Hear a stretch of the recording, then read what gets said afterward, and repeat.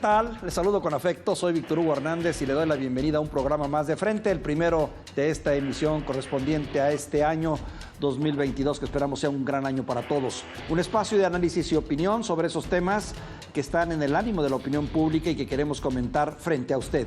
Comparto el espacio y le agradezco mucho a Jimena Barbero desde Morelia. Jimena, ¿cómo estás? Víctor, ¿cómo estás? Te saludo con muchísimo gusto, abrazo fuerte y por supuesto feliz año. Así es, lo mejor, Jimena, claro que sí. Explico la estructura del programa. En los siguientes minutos, Jimena y un servidor analizaremos dos columnas. Una sobre el aumento de la gasolina, publicada en Sin Embargo, que hace un análisis con cifras y datos. Otra sobre la revocación de mandato, que analiza el panista Santiago Krill en el periódico El Universal. Y en iguales tiempos, si usted nos lo permite, analizaremos tres temas relacionados con la pandemia. Es inevitable el tema, su variante de Omicron, el tema de la inseguridad en México y la cuesta de enero. ¿Te parecen los temas, Jimena? De acuerdo, Víctor. Hoy en el portal, Sin Embargo, Martín Moreno Durán señala que el presidente mintió. Dice, mintió y mintió feo, dice, en relación al aumento de la gasolina, y que a pesar de que insiste que no hay gasolinazo, señala que todos los datos demuestran que sí lo hubo. Presenta cifras y una larga relación de testimonios y datos sobre lo que en su momento se dijo que no sería un gasolinazo y que para efectos prácticos sí lo es. ¿Qué opinión te merece esta columna, Jimena? Víctor mintió como lamentablemente lo ha hecho en otros temas. Fue una promesa de campaña. Hay que recordar que cuando están en campaña nos bajan el sol, la luna y las estrellas, nos prometen lo que los ciudadanos queremos, de lo que más adolecemos es lo que dicen que va a estar mejor. En el caso de la gasolina, cuando estaba en campaña, el presidente hablaba de igualarla con los precios de Estados Unidos, 10 pesos. Sin embargo, pues a 3 años de su gobierno, lejos de llegar a estos 10 pesos, de bajar a estos 10 pesos el litro, vemos que se ubica entre 22, 23 pesos y lamentablemente va para arriba. No se ve que pueda ir para abajo, que pueda decrecer su precio. Y de poco ha servido también este subsidio del que ha hablado el gobierno federal a las gasolinas. Y al final, pues el engañado y el afectado es el pueblo, es el mexicano que le dio su voto creyendo que sí evitaría él el famoso gasolinazo, Víctor. Decía un comentarista estadounidense, si tú le mientes al gobierno, cometes un crimen. Si el gobierno te miente a ti, es política. Y yo creo que aquí también pues estamos en el terreno de la política. Aunque realmente el aumento de la gasolina, estarás de acuerdo, no es como tal. La gasolina en sí no ha aumentado. Lo que ha aumentado o ha hecho que aumente es el famoso IEPS, este impuesto, ¿no? Que el gobierno utiliza, el IEPS, o sea, el IEPS, que el gobierno utiliza para, digamos, tratar de controlar precisamente el proceso de inflación a través de la gasolina. Lo que sí me queda claro es que la gasolina, al igual que la tortilla y el frijol, son factores de alta inestabilidad social, si así lo queremos utilizar, ¿no? Porque suben y sube todo. O sea, sube la gasolina y de manera inevitable todo se va para arriba, aunque no debiera ser en algunos casos, pero también hay muchos actos de abuso. ¿Estarás de acuerdo, Jimena? Víctor, y el tema del IEPS es evidente, digo, es algo que sabemos que quienes estudian el tema económico y financiero lo saben aún mejor que nosotros. Aquí lo que me parece es, y volvemos a lo fundamental de esta columna, el engaño, la mentira. ¿Por qué prometer algo que sabía que no se iba a cumplir? Si sabe un poquito de finanzas, de economía, sus asesores le habrán dicho que no se iba a poder cumplir el bajar la gasolina a los 10 pesos. Insisto, es el tema de engañar al mexicano pues para conseguir el voto en ese momento. Fíjate, en diciembre del 2018, tengo este dato, la magna costaba 18 pesos. Hoy está costando arriba de 20, incluso 24, 25 pesos en algunas partes. En diciembre del 2018 la premium estaba en 19.8 pesos, 19 pesos, y ahora está en 22.50. O sea, ahora sí subió, pero no subió, en pocas palabras. Pero para efectos prácticos, pues tenemos que pagar más, ¿no? Pues sí, y como tú dices, Víctor, es la gasolina y todo lo demás, porque al final todo se mueve en transporte que utiliza la gasolina, las maquinarias para la industria, en algunos casos también utilizan el combustible.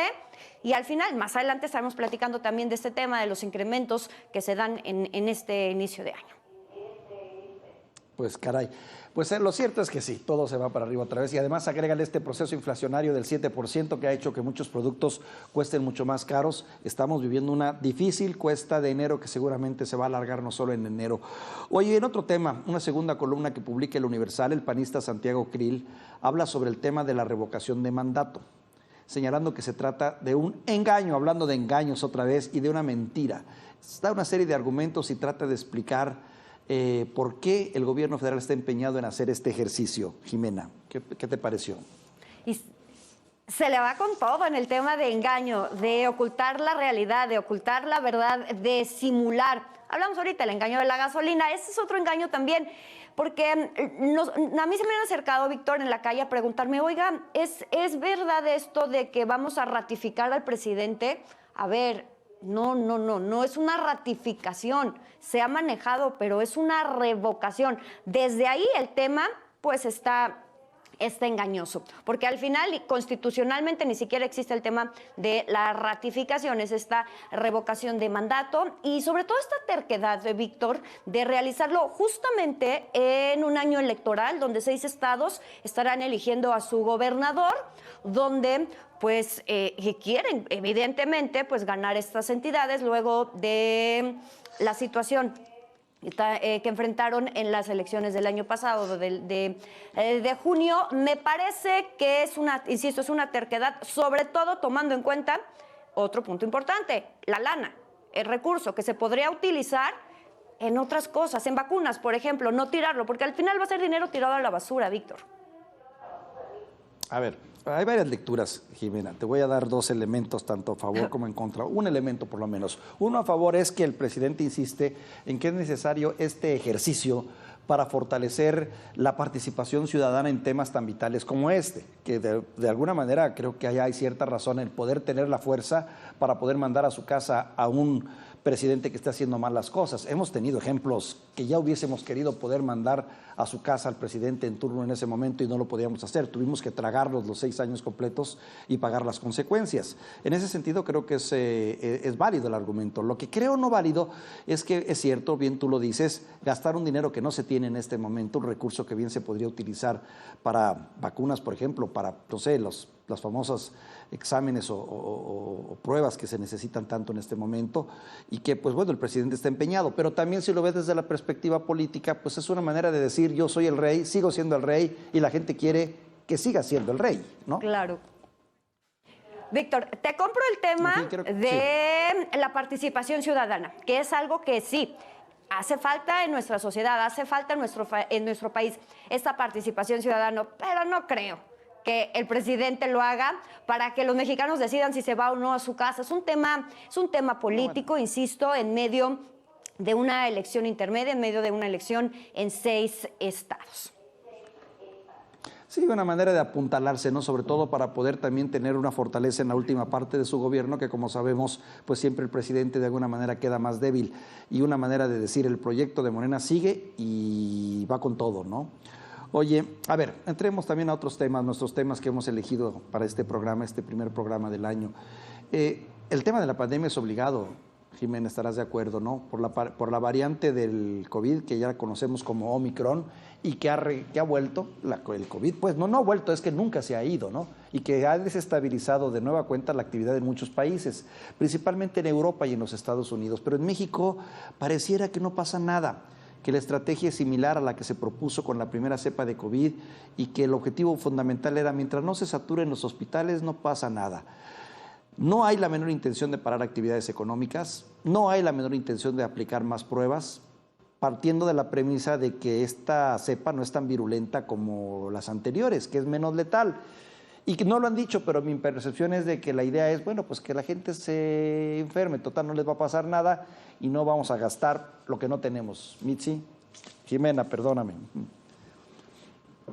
Pues me da la impresión que sí, Víctor, que es que se enfermen, al fin que no se van a morir. Estaba leyendo hace rato a un especialista, un epidemiólogo, que hablaba de que esta nueva variante, la Omicron, tiene una capacidad de irse duplicando en 2 días los casos, contra Delta, que era hasta ahora la más preocupante, que tenía 2 semanas. O sea, es más contagiosa, mucho más contagiosa. Sin embargo, pues vemos que el gobierno, como lo ha hecho a lo largo de estos 2 años, esta pandemia, ha minimizado la situación. Escuchábamos, o sea, desde esas declaraciones tan desafortunadas al secretario de Salud, que decía que a los niños pues les den tecitos, les den remedios tradicionales si se enferman de COVID. Me parece que aquí la chamba es de nosotros, los ciudadanos. Tenemos que reaprender y retomar, regresar al principio de la pandemia con lo básico. El uso del cubrebocas, la sana distancia, las medidas que ya habíamos olvidado, porque hay que decirlo, se había relajado, hay gente que ya está harta del cubrebocas. Tenemos que retomar eso, porque si no, los especialistas lo advierten y a nivel mundial lo dicen. Esto podría salirse de control, pese a que la autoridad mexicana pues lo está minimizando nuevamente. Híjole, el asunto está aquí, es cierto, tienes razón, Jimena. Me diera la impresión de que cuando habló el secretario de Salud estaba yo escuchando a mi abuelito, ¿no? Que en paz descanse, cuando te decía, pues el tecito, el Vicks Vaporru, el descanso, el té, el agua, en fin, pues en una persona cercana a ti o en un abuelo, pues bueno, siempre es bienvenido el consejo, porque no está de más, es el consejo de las abuelitas, pero viniendo de un secretario de Salud, pues sí, siempre se presta a la especulación. Aunque hay otro discurso que dice que es la manera como le gusta a la gente que se le hable, en ese tono popular, en ese tono campechano, en ese tono que a ti y a mí nos llamó la atención, pero que a lo mejor a mucha gente sí le gustó, conectó, ¿no, Jimena? Oye, Víctor, pero lejos de que les guste o que conecten o no, son autoridades y tendrían que ser más asertivos en sus declaraciones, en el ejemplo. Lo que hemos visto a lo largo de esta pandemia, el tema del cubrebocas, cuando en otras naciones es algo fundamental, el utilizarlo, vemos aquí que ni siquiera ponen el ejemplo. Apenas ahora como que sí están agarrándole ya la confianza de decir, pues sí usen cubrebocas. Pero me parece que aunque a la gente le guste que le hablen bonito, hay temas en los que no se puede hablar bonito, en los que las cosas se tienen que decir como son, y una enfermedad como esta se previene con vacunas y se atiende con medicamentos, no con Vicks Vaporub y con tecito de pila, de manzanilla o de lo que quiera. Oye, y además también me recuerda otra situación bastante complicada. Al principio de la pandemia tú recordarás que una de las instrucciones que se nos dio fue, si usted se siente mal, váyase a su casa, enciérrese en su casa y espere a que el problema pase. Mucha agua y paracetamol, etcétera. Y eso fue gravísimo, porque mucha gente nada más se metió a su casa a agravarse más. Y después entendimos que una de las posibilidades de salvar la vida con esta enfermedad, que nunca sabes si va a ser para bien o qué tan para mal vaya a ser, es atenderse inmediatamente, sin darle vueltas al asunto. Exacto. Y no se hizo, la instrucción fue quédate en tu casa y vamos a esperar unos días. Y si te sientes mal, corre. Y cuando la gente corrió al hospital se murió, ya no había tiempo. Sí creo que es una factura que tendrá que pagarse ante la historia, como ahora también esta decisión del Omicron. Pero bueno, se dice que no es tan peligrosa, que no te mata finalmente. Bajo ese argumento, ¿tendría razón el gobierno? Jimena.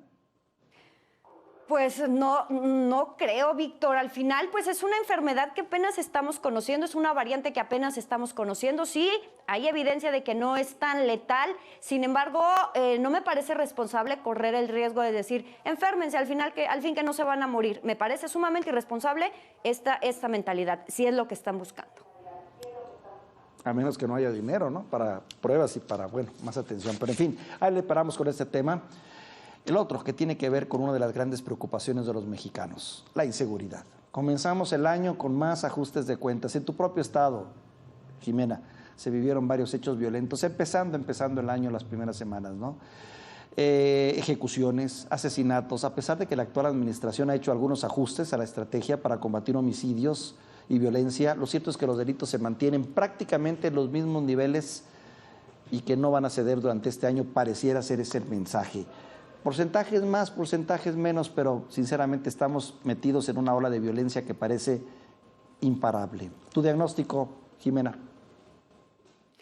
Víctor, pues mira, lamentablemente llegamos a la mitad del camino a estos 3 años de gobierno federal, casi superando los 100,000 homicidios. Hemos visto que en 3 años no se ha podido frenar el tema de la violencia, lejos de frenarse ha incrementado. Dudaría mucho que en los 3 años que siguen pudiera hacerse algo. Vimos el arranque de este año, los primeros 2 días, 123 homicidios y continúan con la misma estrategia.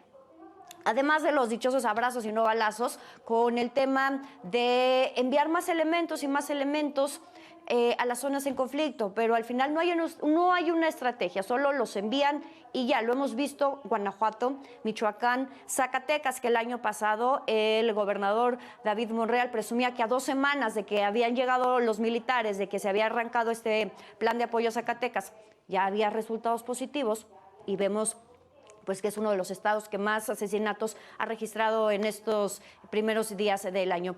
Me parece, y no me gusta, pero soy pesimista en este tema, Víctor. No creo que las cosas que este barco se pueda enderezar. Ay, qué duro, Jimena. Pero bueno, también sabes qué otra cosa me preocupa, que finalmente se sigue con la misma estrategia, como bien tú lo señalabas hace un momento. Fortalecer una Guardia Nacional, más equipamiento, más cuarteles, porque se han ido multiplicando los cuarteles, y dejar prácticamente abandonadas las policías locales, ¿no? Las policías de cercanía, pues, como se le conoce en algunas partes, o los policías de los municipios y de los estados, cuando son estas las que deberían de tener el primer nivel de contacto, porque no todo es crimen organizado, no todo es delincuencia organizada y narcotráfico. La gran mayoría de los problemas que aquejan al mexicano promedio, pues tienen que ver con los delitos común y corrientes, ¿no? O sea, el asalto del autobús, el asalto del cajero, el asalto en tu casa, el robo en la calle, en fin, y creo que pues en ese sentido sí la estrategia no ha atacado ese punto, Jimena. Fíjate, Víctor, el otro día platicaba con un especialista en materia de seguridad y él señalaba, ponía el ejemplo, dice, muchos no voltean a ver el caso de la Ciudad de México, dice, donde los mandos son civiles, han disminuido los delitos, me parece que era un 40% la cifra que él mencionaba, en contraste con aquellos estados donde se ha militarizado, donde está interviniendo más la milicia, donde está interviniendo más el ejército y que no ha resultado. Justamente por esto que comentas, Víctor, por esa proximidad, por esa atención a otro tipo de delitos que ocurren en las ciudades. No, bueno, en fin, desafortunadamente lamento coincidir contigo en este sentido, sí, de que seguramente esto va a continuar durante este año más. No veo visos de que realmente pudiera haber resultados pronto, ni mucho menos que pudiese haber una regresión. Fracaso, ¿eh?